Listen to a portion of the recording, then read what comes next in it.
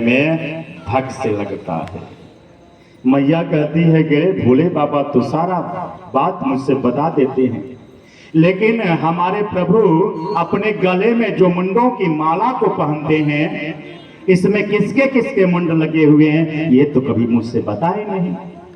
मेरे प्रभु मुझसे तो छल करते हैं।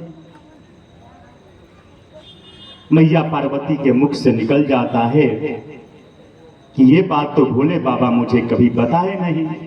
नारद जी कहते हैं कि उस समय से आप अपने प्रभु की प्रशंसा कर रही हैं। अरे खाक आपसे प्रेम करते हैं, अगर आपसे प्रेम करते तो जरूर बता देते कि आपके प्रभु भोले बाबा अपने गले में किसके किसके मुंडों को पहनते हैं, जरूर बता देते। आज आप पूछिएगा उनसे।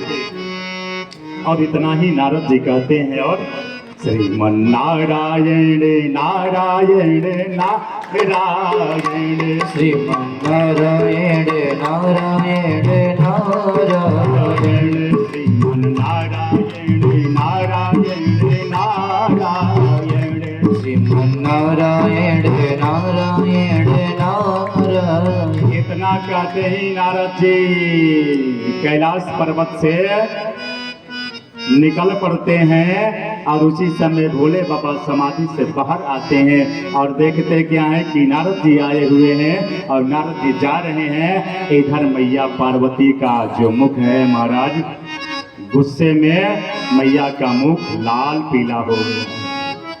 यह जो माताएं हैं ना, यह माताएं पड़ोसी से लड़ती हैं तो कोई बात नहीं, सासू माँ से लड़ती हैं तो कोई बात नहीं, लेकिन अगर अपने पति देव से जिस दिन झगड़ा करती हैं ना, उस दिन इनका मुख देखने योग्य हो जाता है। बड़ा सुंदर लगती हैं।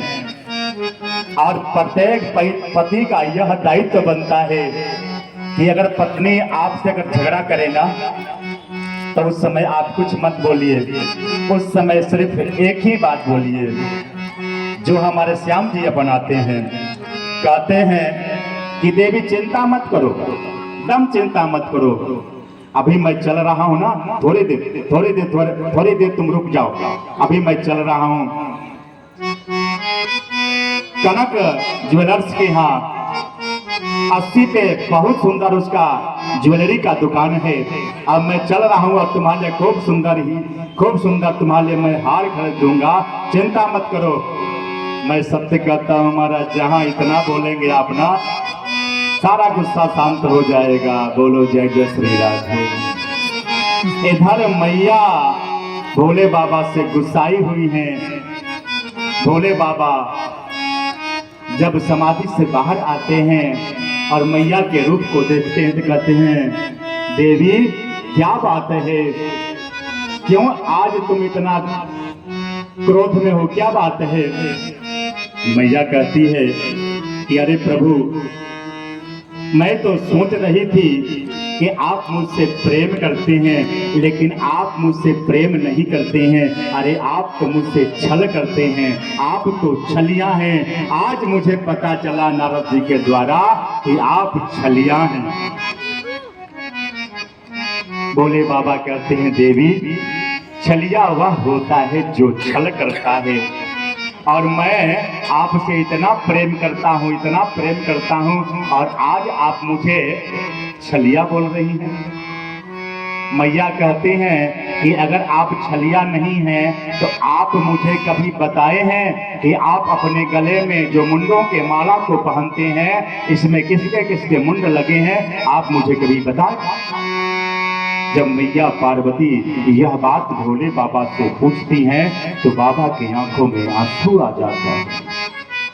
बाबा कहती हैं, देवी आपने पूछा ही कब था, लेकिन अगर आप जानना चाहती हैं तो ऐसे तो आप परम्बा हैं, जगदम्बा है, जगत जननी हैं, आप ही महाकाली हैं, महालक्ष्मी हैं, महासरस्वती हैं, आप ही सब कुछ हैं।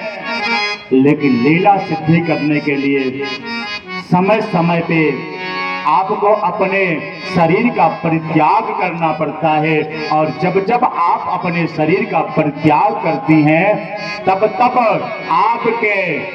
आपके मुंडों को काट करके मैं अपने गले में पहन लेता हूँ माला बना करके, ताकि आपकी याद सदैव मेरे साथ बना रहे,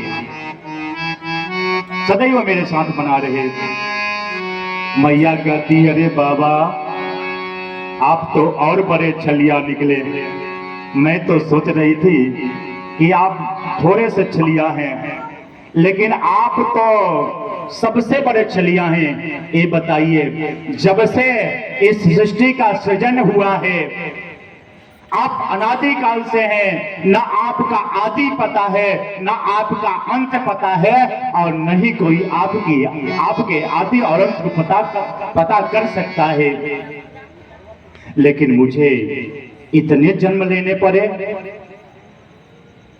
आखिर क्या कारण है?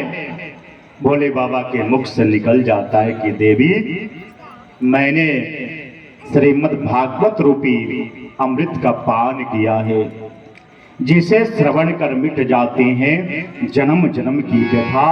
यह है श्रीमद् भागवत कथा,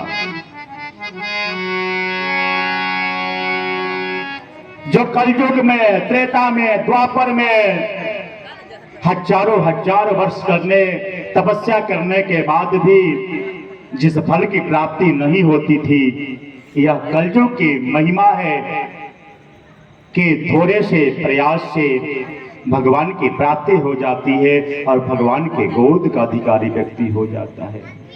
यद फलम नास्ति तपसा न योगेन समाधिना अनायासेन तत्सर्वं कलौ सप्ताह श्रवणं लभेत। सिर्फ 7 दिन श्रीमद् भागवत की कथा श्रवण करने के बाद, जो सतयुग में, त्रेता में, द्वापर में जो हजारों हजार वर्ष तपस्या करने का जो फल प्राप्त होता था, यह कलयुग की महिमा है कि सिर्फ 7 दिन तक व्यक्ति कथा श्रवण कर ले तो 84 लाख योनियों में भ्रमण करने से बच जाता है। आज एक सज्जन मुझसे कह रहे थे कि महाराज जी, आप बार बार 84 लाख योनियों की चर्चा कर रहे हैं, लेकिन यह 84 लाख योनि क्या है? मैं हंस करके